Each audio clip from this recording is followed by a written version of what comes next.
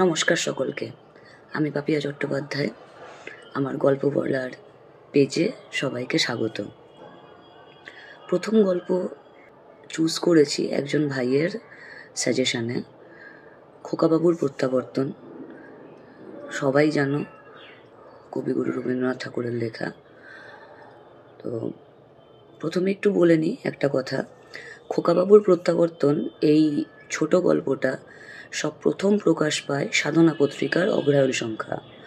সালটা ছিল সম্ভবত 1298 বঙ্গাব্দ। গল্পটার যে নামটা খোকাবাবুর প্রত্যাবর্তন, খোকাবাবু পার্টিকুলার একটা ক্যারেক্টার, বোঝাই যাচ্ছে।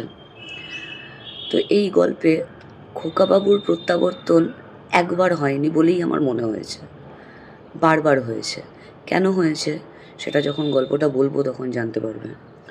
গল্পের প্রধান চরিত্রের নাম রাইচরণ, যাকে আমরা গল্পে চন্ন বলেও জানব।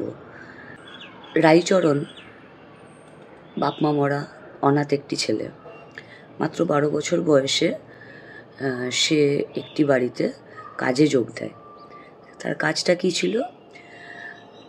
সেই বাড়িতে একটি বাচ্চা ছেলে ছিল যার নাম অনুকূল। পরবর্তীতে সেই অবশ্য রাইচরণের প্রভু হিসাবে গল্পে প্রকাশ পাবে। তো তার দেখাশোনা করা, রাইচরণ ছোটবেলা থেকে তার দেখাশোনা করতো। সে নিজেও তখনও ছোট। এক সময় গিয়ে অনুকূলবাবু বড় হন। রাইচরণ কিন্তু সেই সময় থেকেই তার কাছে থেকে যায়। অনুকূলবাবুর বিয়ে হয়। অনুকূলবাবুর একটি পুত্র সন্তান জন্মলাভ করে। এখানে হলো প্রথম প্রত্যাবর্তন। মানে রাইচরণ প্রথমে অনুকূলবাবুর দেখাশোনা করতেন। তারপরে যখন অনুকূলবাবুর পুত্র সন্তান জন্মলাভ করে তখন রাইচরণের পুরো দায়িত্ব হয়ে যায় পুত্র সন্তানটির দেখাশোনা করা।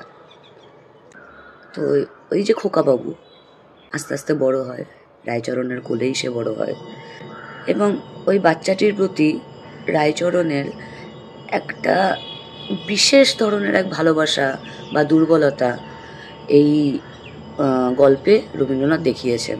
কীরকম?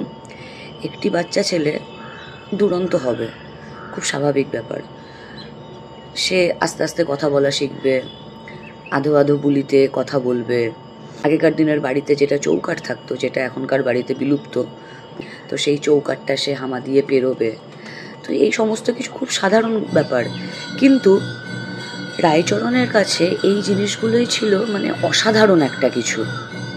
যখন সেই বাচ্চাটি তার মাকে মা বলতো, পিসিকে পিচি বলতো, আর রাইচরণকে যে বললাম আগে চন্ন বলে জানা যাবে, চন্ন বলে ডাকতো, সে হামা দিয়ে চৌকাঠ পেরোতো, তখন রাইচরণ মনে করতো যে এটা একটা অস্বাভাবিক কিছু ব্যাপার। মানে এই ব্যাপারগুলোর দ্বারা বোঝানো হয়েছে রাইচরণ তার মণিপুত্রকে কি পরিমাণ ভালোবাসতো। সে গিয়ে তার যে মা ঠাকুরুন যাকে বলতো, মানে অনুকূলবাবুর যে স্ত্রী, তাকে বলতো, দেখো মা, বড় হয়ে এ ছেলে জজ হবে। তো এই যে ভালোবাসার জায়গা, এই ভালোবাসার এই বন্ডিংটা এই দুজনার মধ্যে এক মানে একটা দুর্দান্ত একটা ঘটনা। কর্মসূত্রে অনুকূলবাবুর ট্রান্সফার হয় পদ্মা নদীর তীরবর্তী কোনো একটা অঞ্চলে। বর্তমানেও পদ্মা নদীর যে অবস্থা বা ভাঙনের যে অবস্থা সেটা আমরা দেখে আসি। তো সেই শতাব্দী পূর্বে তার যে কী অবস্থা ছিল, তারপর যে কী ভয়াবহতা ছিল, সেটা হয়তো আমরা আন্দাজ করতে পারবো। বর্ষার সময় পদ্মা নদীর অবস্থা তো তখন একেবারে ভয়াবহ। রাইচরণ একটি ঠেলা গাড়িতে চাপিয়ে খোকাবাবুকে নিয়ে ঘুরতে বেরিয়েছে পদ্মা নদীর তীরে। ঘুরতে বেরিয়ে ওই পুচকেটার নজর গেছে একটা কদম গাছের দিকে। কদম ফুল যখন ফুটে আছে, বর্ষাকালে কদম ফুল ফোটে, ওর মনে হয়েছে যে ওই ফুলটা ওর লাগবে। ও বলছে, চন্ন ফু। এবার চন্ন চেষ্টা করছে যে তাকে বিভিন্ন রকম ভাবে ভোলানোর, ওই দেখো পাখি উড়ে গেল, কিন্তু না, বাচ্চাদের যেটা হয়, ফুলটা লাগবে তো ফুলটা লাগবেই। যেহেতু ওরা একা আছে, রাইচরণও ভয় পাচ্ছে বাচ্চাকে একা রেখে ফুল পাড়তে যেতে, কিন্তু নিরুপায় হয়ে আলটিমেটলি রাইচরণ যায়। ফুলটা পাড়তে যাওয়ার সময় রাইচরণ বাচ্চাটিকে বলে যায় যে বাবু আমি ফুল পেড়ে নিয়ে আসছি, কিন্তু তুমি খবরদার জলের কাছে যাবে না। এখানেই হয়ে গেল গন্ডগোল। বাচ্চাদের যেটা মানা করা হয় বাচ্চারা সেটাই করে। রায়চরণ তো ফুল পাড়তে চলে যায়, বাচ্চার তখন ফুল থেকে ফুল কনসেন্ট্রেশনটা গিয়ে পড়ে ওই নদীর জলের দিকে। রায়চরণ ফুল তোলায় ব্যস্ত, কাদা টাদা মেখে গাছে উঠে বাচ্চাটি টুকটুক করে এগিয়ে যায় পদ্মা নদীর পাড়ের কাছে। একটা ঘাস ছিঁড়ে নিয়ে সে কল্পিতভাবে মাছ ধরতে থাকে।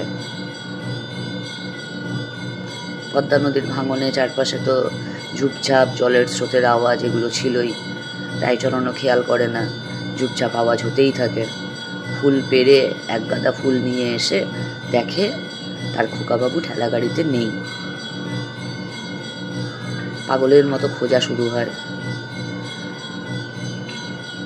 বিকেল পেরিয়ে সন্ধে পেরিয়ে রাত যখন হতে থাকে, সবাই মিলে যখন খুঁজতে থাকে, খুঁজতে খুঁজতে পদ্মা নদীর পাড়ে গিয়ে দেখে রায়চরণ কাদা মেখে পাগলের মতো কাঁদছে, আর খোকাবাবু গো করে খোকাবাবুকে খুঁজে বেড়াচ্ছে। খোকাবাবু নেই কোথাও।